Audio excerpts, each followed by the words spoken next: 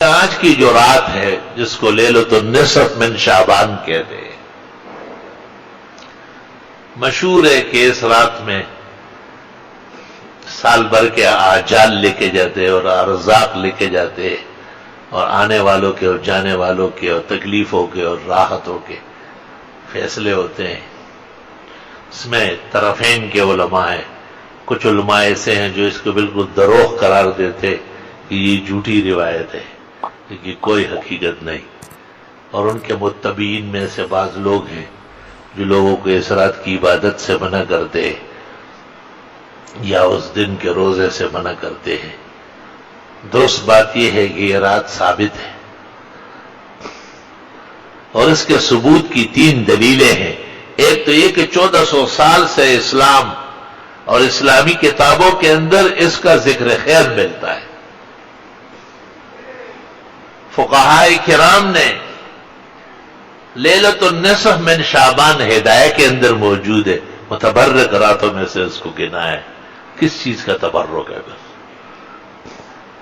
اور لوگ اڑبنگ مچاتے اور مسجدوں میں نعرے لگاتے اور جشن کرتے اور قبرستانوں کی صفائی ہو رہی ہے، بدعتی اور دوسرے عناصر انہیں دیکھ کر کے بعض بزرگوں نے شاید اس خیال سے کہ کئی بدعت سے جان چھوٹے، لیکن یہ کہ اگر کوئی شخص چھرا غلط استعمال کر لے تو اس کا یہ مطلب ہے کہ اس سے پھل بھی نہ کاٹا جائے، گوشت بھی نہ کاٹا جائے اور چھرے کو گھر سے مارکیٹ سے باہر نکالا جائے۔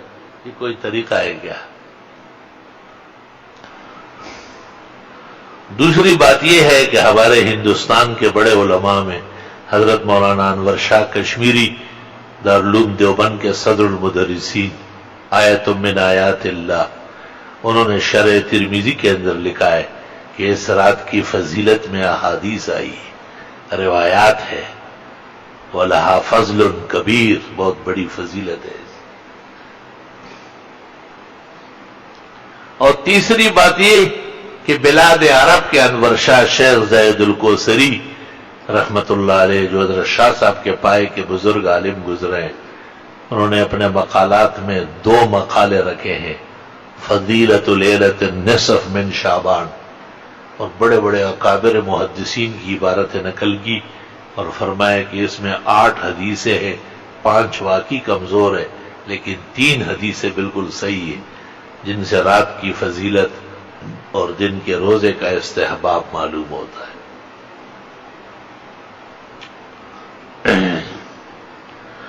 یہ بات اس لیے عرض کرتا ہوں کہ بعض روایات میں ہے کہ ایک مسئلہ سیکھنا 100 رکعت نوافل کے برابر ہے، تو مسئلے سیکھو، 100 رکعت تم کب پڑھو گے؟ 2 دن اور بھی آ جاؤ تب بھی نہیں پڑھو گے۔ اور کہتے ہیں کہ علم کا ایک باب، جیسے تفسیر کا ایک باب، فضائل کا ایک باب، اس کی اہمیت کا ایک باب، اس کی فضیلت کا ایک باب، اس رات کے ثبوت کا ایک باب، اس رات کے آداب و احترام اور اس میں اعتدال اور میانہ روی کا ایک باب اگر سمجھ لیا جائے تو 1000 رکعت نوافل کا ثواب ملتا ہے۔ یا اللہ! تو میں نے بھی اس خیال سے کہ آج کی نشست میں اسی سے متعلق مسائل بیان کرتا ہوں تاکہ ہمارے بھائیوں کو اور ان کے توسط سے ہماری بہنوں کو، بیٹیوں کو اور بھاوجوں کو بھی گھروں میں علم کی روشنی نصیب ہو جائے اور وہ بھی 100 رکعت نوافل اور 1000 رکعت نوافل کا ثواب حاصل کر لیں۔ یہ اللہ کے احسانات کے قبیل میں سے ہیں۔ جس طرح آدمی کتنی محنت کرتا ہے اور کتنی مشقت کرتا ہے اور وہ اول سے لے کے اخیر تک قرآن شریف پڑھتا ہے، ایک قرآن پڑھ لیا، بہت بڑا کام ہے، اللہ نصیب فرمائے۔ لیکن حدیث میں ہے کہ سورہ اخلاص ثلث قرآن ہے، 1/3 ہے، تو علماء کہتے ہیں اگر یہ 3 دفعہ پڑھ لیا جائے تو بھی ایک قرآن کا ثواب مل جائے گا۔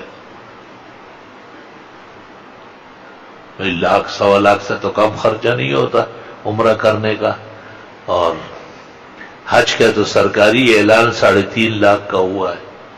1 لاکھ اور 3.5 لاکھ ہم فقیر و عاجزوں کے لیے مہیا کرنا کوئی آسان کام ہے؟ لیکن یہ عجیب بات ہے کہ جب آدمی عمرہ کرتا ہے کتنے جلوے پاتا ہے. عمرے اور حج کی فضیلت کے بیان سے زبان عاجز ہے، انسانی تگدو میں نہیں کہ وہاں کے احوال.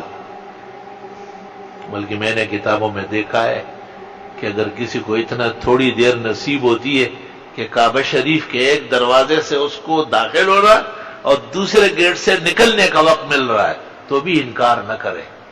مغفرت کے لیے اور اللہ کی رضا کے لیے یہ تھوڑی دیر بھی کافی ہے، اس پر بھی فخر اور شکر کرے ہو کہ ایسا نہ ہو کہ آئندہ یہ بھی نصیب نہ ہو جائے.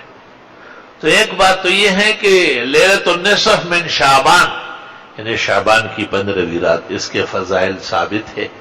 لوگ انفرادی عبادت کر سکتے، بعض جگہ نفلوں کی جماعت ہوتی ہے، خلاف شرع ہے.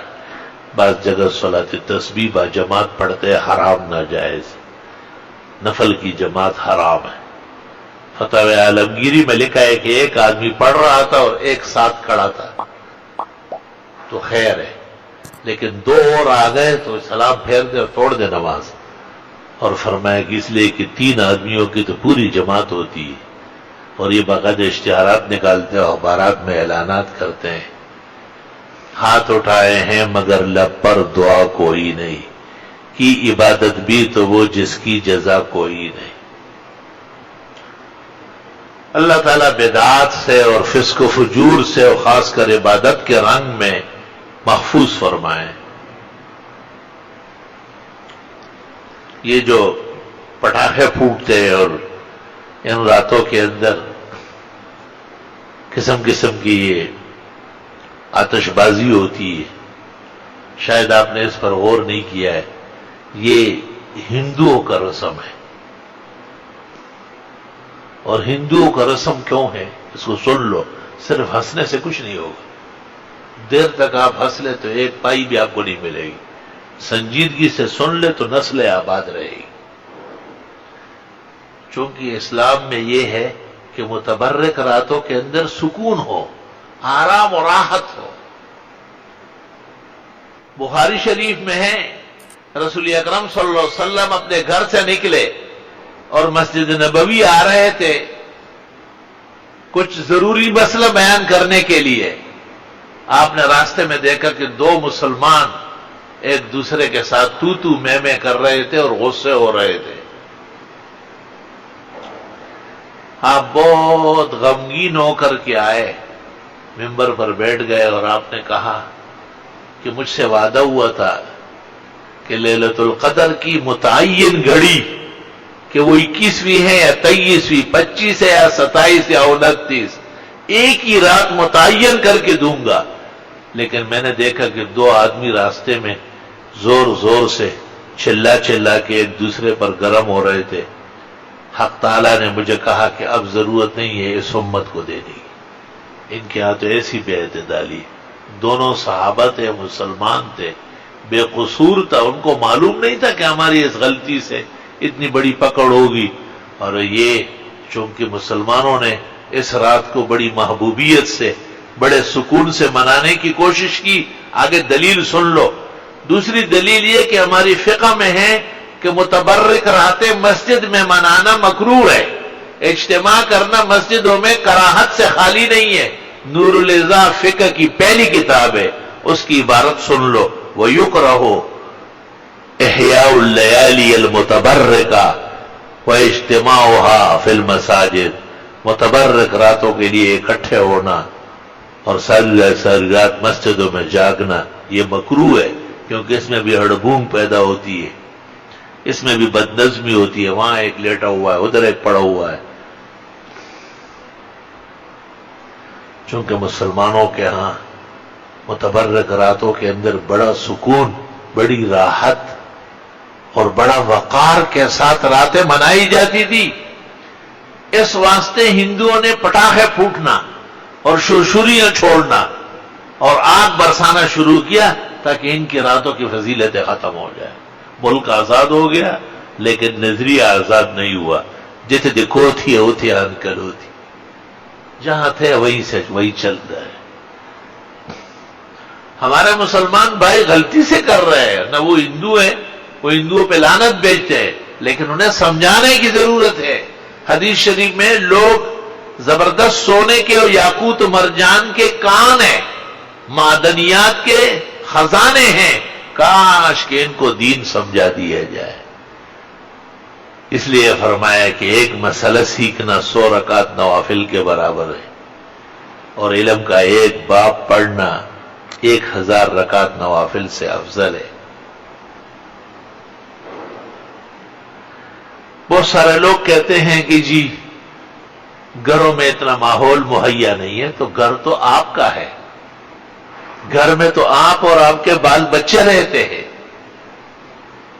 اپنے گھر میں جیسے آپ نے ٹی وی کی جگہ بنائی ہے، اس طرح آپ نماز کی جگہ بنا لیں، اور وہاں گھر کی بیویاں نماز پڑھے، چھوٹے بچے قرآن شریف وہیں پڑھے۔ اس کا یہ فائدہ ہے کہ پیشاب کرنے والے بچے وہاں نہیں پہنچیں گے، تو تختہ پوش رکھ لے۔ پرانے زمانے میں چبوترا بنتا تھا جس کو صوفہ کہتے ہیں، پیغمبر کی مسجد کے ساتھ بھی ایک اونچی جگہ بنی تھی، اس کو صوفہ، جس کو اردو کے اندر چبوترا کہتے ہیں اور پشتو میں دن گاچا کہتے ہیں، تاکہ گھر کی مرغیاں وہاں جا کے بیٹ نہ کرے، چھوٹے بچے رینگتے وہاں جا کے پیشاب نہ کرے۔ تو گھر کے اندر عبادت کی جگہ تو ہونا چاہیے۔ قرآن کریم سورۃ یونس میں ہے کہ حضرت موسیٰ علیہ السلام نے فرعون کے مقابلے میں بنی اسرائیل کو کہا تھا کہ اپنے گھروں کے اندر نماز کی جگہ بنا لو۔ علماء دین کہتے ہیں کہ فرعون ان کو باہر مسجد نہیں بننے دیتا اور نہ مسجد میں نماز پڑھنے دیتا، تو حضرت موسیٰ علیہ السلام نے کہا کہ اپنے گھروں کو ایسا بنا لو جس میں عبادت کرنا آسان ہو۔